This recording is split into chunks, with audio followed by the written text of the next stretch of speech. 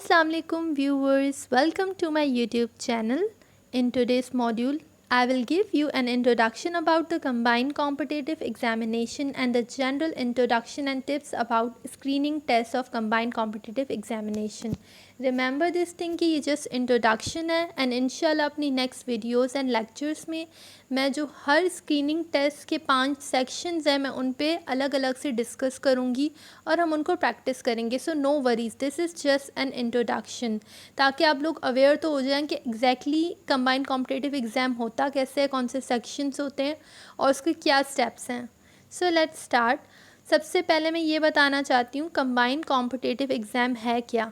ये वो एग्ज़ामिनेशन है जो हमारी सिंध पब्लिक सर्विस कमीशन जो है लेती है, ठीक है, और वो रिक्रूट करती है 16 या 17 ग्रेड की जॉब के लिए हमारे वेरियस गवर्नमेंट ऑफ सिंध के जो डिपार्टमेंट्स हैं, best departments. So I will must say कि अभी ऑनलाइन फॉर्म्स आ चुके हैं. जिन लोगों ने अप्लाई किया वेल एंड गुड, और जिन लोगों ने नहीं किया तो मैं कहूँगी Harry up, come on, don't miss this chance. और ये ग्रेट अपॉर्चुनिटी आप लोगों के लिए, क्योंकि ये जॉब्स बहुत ज़बरदस्त जॉब्स होती हैं as compare to normal jobs से, ठीक है. And it is also considers a mini CSS. हम इसे मिनी CSS भी बोल रहे होते हैं क्योंकि इसमें तकरीबन हमें उसी तरह से कंपलसरी सब्जेक्ट्स भी होते हैं और उसके बाद हमें ऑप्शनल सब्जेक्ट्स भी सेलेक्ट करने पड़ते हैं और प्रॉपर रिटन टेस्ट होता है, इसीलिए हम इसको मिनी CSS भी बोलते हैं.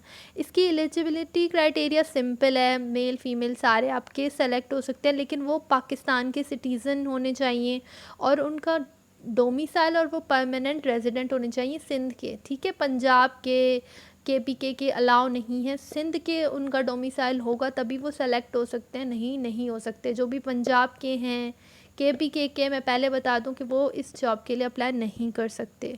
और जो भी अप्लाई कर रहा है बैचलर्स, चाहे कॉमर्स में हो, मेडिकल में हो और इंजीनियरिंग में हो, in any field, but it must exactly have a second division ज़रूरी है बैचलर्स में, नहीं तो एक्सेप्टेबल नहीं है. And age limit between the 21 to 30 से ज़्यादा जो बड़े हैं, फॉर सपोज 31 ईयर्स के हैं, आई विल सजेस्ट कि वो अप्लाई ना करें क्योंकि आगे जाके उनका फॉर्म रिजेक्ट हो जाएगा.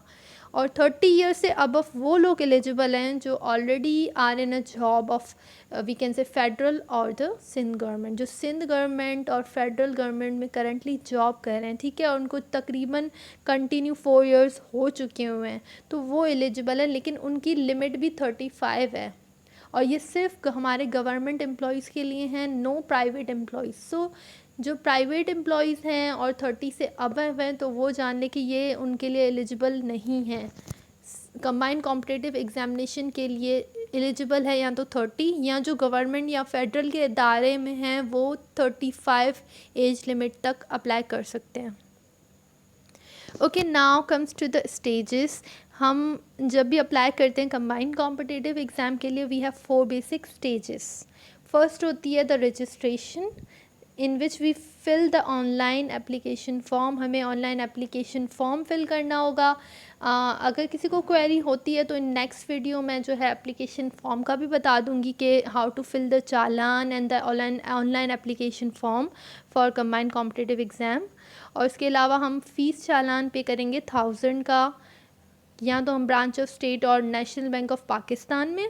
और एप्लीकेशन फॉर्म में हमें ऑप्शनल सब्जेक्ट सेलेक्ट करने होंगे. सो मैं आपको ये कह दूँ, be careful while selecting your optional subjects, क्योंकि आपको उस पर रिटन टेस्ट देना है, आपको हाई कमांड होनी चाहिए उस सब्जेक्ट पे. सो आपको बहुत केयरफुली सेलेक्ट करने होंगे सब्जेक्ट जिनमें आपकी एरिया ऑफ एक्सपर्टीज़ हो and you have a lot of interest in that subject, ताकि आप मैक्सिमम मार्क्स सिक्योर कर सको.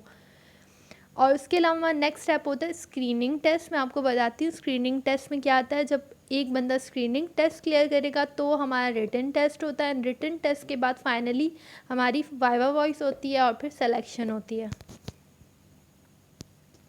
Now comes to the screening test. Screening test में basically total number of questions होते हैं 100. Okay, and for 1 question we only get the 1 mark. Okay, 1 question पे 1 mark आपको मिलेगा. Time allowed is 90 minutes.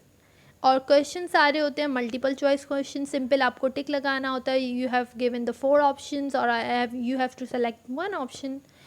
लेकिन remember this thing, negative marking है, there is negative marking of 0.25 marks. तो आप जो है तुक्के नहीं लगा सकते, आपको बहुत ही वाइस वे में आपको सिलेक्शन करनी होगी और टिक लगाने होंगे एमसीक्यूज़ के, कि यहाँ नेगेटिव मार्किंग है। मैं सजेस्ट करूँगी कि जहाँ पे आपको थोड़ा डाउट है बिटवीन द टू थिंग्स, तो आप जो है टिक कर दीजिए, ठीक है। लेकिन अगर आपको किसी एमसीक्यूज़ के बारे में आइडिया नहीं है तो मैं कभी ये सजेस्ट नहीं करूँगी कि आप उस एमसीक्यूज़ को अटैम्प्ट करो, क्योंकि अगर आपका गलत होता जाएगा तो आपने जितने अटैम्प्ट किए उससे भी आपको नुकसान ही होगा कि 0.25 मार्क्स आपके कटते जाएंगे। तो मेहरबानी करके जो नहीं आते एटलीस्ट उनको स्किप कर दें, उनको जो आप तुक्के ना लगाएं। और पासिंग मार्क्स मिनिमम है 50 अगर नहीं हुए तो आप एलिजिबल नहीं होंगे। Remember this thing, you must take 50% marks to pass this screening test. Okay, now moves to the syllabus. जब हम स्क्रीनिंग टेस्ट के लिए हम काम करेंगे तो बेसिकली क्या होगा, मैंने आपको बताया था 100 मार्क्स का होगा, लेकिन 20 मार्क्स का हर सेक्शन होगा। ये जो मैंने आपको 5 सेक्शंस बताए, number 1 is English, second current affairs, third Pakistan affairs, 4 everyday science and the 5 is general knowledge and general ability. So let's discuss the English section. English section होगा हमारा 20 मार्क्स का, एंड आप इंग्लिश सेक्शन को रैन and Marton और any other book जो aptitude books होती हैं हमारे पास, या इंग्लिश की स्पेसिफिक बुक्स आती हैं, इवन कंबाइंड कॉम्पिटिटिव एग्जामिनेशन की स्पेसिफिक बुक्स आती हैं, उससे उसकी तैयारी कर सकते हो। सो इंग्लिश में हमारे पास ये जो मेजर मैं थिंग्स आपको बता रही हूँ, इसके अलावा तो कोई चीज़ नहीं आती, तो आप इन चीज़ों के लिए प्रिपेयर रहिएगा। एंटोनम्स कहते हैं जो हमारे ऑपोजिट वर्ड्स को, synonyms, direct and indirect speech, fill in the blanks आपको फिल करना होता है, आपको 4 ऑप्शंस दिए जाते हैं। 1 वर्ड सब्सटीट्यूट, आपको कोई पूरा सेंटेंस दिया गया है, नाउ वो कहेंगे कि इस पूरे सेंटेंस को आप 1 वर्ड में कैसे डिस्क्राइब करते हो, you have given the 4 options, आपको उनमें से सेलेक्ट करना होगा। उसके बाद है एनालॉजीज़, जिसमें 2 पेयर्स दिए जाते हैं और उसी सिमिलर रिलेशन को देखा जाता है कि जो हमें ऊपर पेयर दिया गया है वही सेम रिलेशन हमें 4 ऑप्शंस में से सेलेक्ट करना होता है। अगर 2 पेयर जिसका दिया गया है वो आपस में सिनोनिम्स हैं, तो जो नेक्स्ट हमारे 4 ऑप्शंस में से हमें सिनोनिम सेलेक्ट करना होगा। या फिर ऐसा है कि जो पेयर दिया गया है उसमें से एक दूसरे से ऑपोजिट जा रहे हैं, तो हमें वो रिलेशन रखना होगा, ठीक है। Remember this thing. या फिर एनालॉजीज़ में ये है कि ए एक जो हिस्सा है, ठीक है, ए है पार्ट बी का, ठीक है। तो इस तरह का सेम रिलेशन हमें क्या करना होगा, ढूंढना होगा उन 4 ऑप्शंस में से। उसके बाद ईडियम्स एंड फ्रेजेस वगैरह आते हैं। इंपॉर्टेंट ईडियम्स एंड फ्रेजेस को आप देख लीजिएगा। Active and passive voice, prepositions तो फॉरमोस्ट इंपॉर्टेंस रखते हैं, तो रिमेंबर दिस थिंग, प्रीपोजिशंस पे कमांड रखिएगा। एरर डिटेक्शन, आपके सेंटेंस में एरर होंगे और आपको डिटेक्ट करने हैं कि एरर कहाँ पे है। और एरर करेक्शन का ऑप्शन भी होता है। एरर करेक्शन में आपको ऑप्शन सेलेक्ट करना होगा कि कौन सा ऑप्शन सही है, जिससे सेंटेंस आपका करेक्ट हो जाएगा। इन सब के अलावा मुझे नहीं लगता कि कोई भी चीज़ आ सकती है, तो आप इन सब के लिए प्रिपेयर रहिएगा, आइदर फ्रॉम एनी बुक, आप वेबसाइट से देख रहे हो, it's up to you. Now the current affairs. Current affairs बहुत ज़्यादा इंपॉर्टेंट हैं और ये हमारी सिर्फ बुक से नहीं आ सकती। एक लिमिटेड बुक हम ले लें जिसमें प्रेसिडेंट, करंट अफेयर्स में हमारे प्रेसिडेंट्स आ गए, प्राइम मिनिस्टर्स आ गए, गवर्नमेंट आ गई, जो है कुछ भी हो गया, फाइनेंशियल मिनिस्टर हो गया, फाइनेंस का मिनिस्टर हो गया, या कोई भी और थिंग, ठीक है, ये हमारे करंट अफेयर्स में आती हैं। लेकिन उसके अलावा भी बहुत सारी चीज़ें होती हैं जो हमारे डे टू डे चेंज हो रही हैं। सो उसके लिए मैं सजेस्ट करूँगी, तो एक तो पाक एमसीक्यूज़ वेबसाइट है and it is the number 1 website of Pakistan. I will suggest कि करंट अफेयर्स के लिए स्पेशली आप उसको डे टू डे बेसिस पे पढ़ते रहो। आई नो इट्स डिफ़िकल्ट, लेकिन आप अभी से स्टार्ट करोगे तो वो आपके लिए ईजी रहेगा। और एनी अथेंटिक वेबसाइट जो आप समझते हो कि वो सही है, क्योंकि मैं गारंटी नहीं लूँगी, गारंटी सिंपल बात है, पाक एमसीक्यूज़ मेरे हिसाब से बेस्ट हैं, तो मैं उन्हीं को ही सजेस्ट करूँगी। उसके बाद आ जाते हैं दी डॉन न्यूज़। डॉन न्यूज़ को देखो। Stay tune with world updates. World updates से हमेशा आप खुद को अपडेट रखो, चाहे वो आप कोई न्यूज़ चैनल देख रहे हो या through other social media resources से। Watch any news channel. Look at Twitter. Twitter को देखो, क्योंकि ट्विटर पे आप देखते हो कि बेस्ट अपडेट्स आ रही होती हैं। अगर आपको इंटरेस्ट नहीं है इतने ज़्यादा न्यूज़ चैनल्स, आप ज़्यादा भी नहीं देख रहे हो, तो ट्विटर पे आप तकरीबन जो सारे न्यूज़ चैनल्स हैं उनको जब आप कर लेते हो फॉलो, वहाँ से आपको हर चीज़ ट्वीट्स वगैरह मिल रही होती हैं, आपको करंट अफेयर्स की इन्फॉर्मेशन मिलेगी। सो आज से ये चीज़ स्टार्ट करें। नाउ द पाकिस्तान अफेयर्स में आप जनरली पाकिस्तान के न्यूज़ चैनल देखो ताकि पाकिस्तान की डिटेल मिले। अगेन पाक MCQs में सजेस्ट करूँगी। पाकिस्तान की हिस्ट्री भी आ जाती है, मेजर इवेंट्स जो बिफोर इंडिपेंडेंस थे आपके, Nehru report, quit India movement, Stafford's mission था, and there lot of basic things, basic जो हमने पढ़े थे टॉपिक्स, वो अभी हम कवर नहीं कर रहे हैं, लेकिन अभी तो जस्ट इंट्रोडक्शन है तो मैं आपको ज़्यादा नहीं बता रही, लेकिन आगे मैं बताऊंगी कि कौन कौन से मेरे हिसाब से 25 इवेंट्स मेजर से हैं जो इंडिपेंडेंस से पहले हमारे मेजर इवेंट्स थे। ठीक है, उसके अलावा आफ्टर इंडिपेंडेंस जो है हमारे मेजर पॉलिटिकल इवेंट्स हुए हैं, कॉन्स्टिट्यूशन हमारे कब बने, किसकी हुकूमत में कब मार्शल लॉ आया, सारी ये डिटेल बेसिक। पाकिस्तान की जनरल अफेयर्स हैं, उनकी जोग्राफ़ी है, माउंटेन्स हैं, प्लेसेस, आर्म फोर्सेस की बात, करंट मिनिस्ट्रीज़, गवर्नर कौन है, CM कौन है, अब ये सारी डिटेल पाकिस्तान की तो आपको होनी ही चाहिए। उसके बाद एवरीडे साइंस आप अगेन पाक MCQs पढ़ सकते हो, who is who and what is what by कालावन, ये अच्छी है। और कोई भी रेलिवेंट बुक जो आप समझते हो कि इसके लिए बेहतर होगी।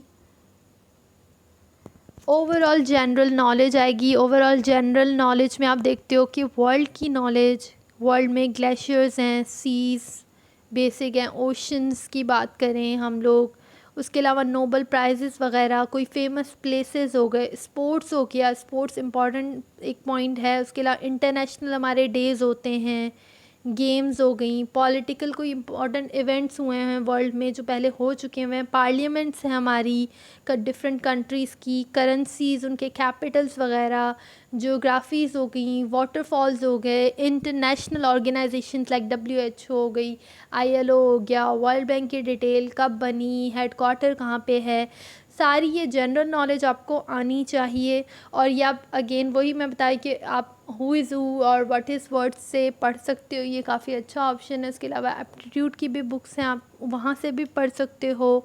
पाक MCQs एक अच्छी सी वेबसाइट है, आप वहाँ से कवर कर सकते हो।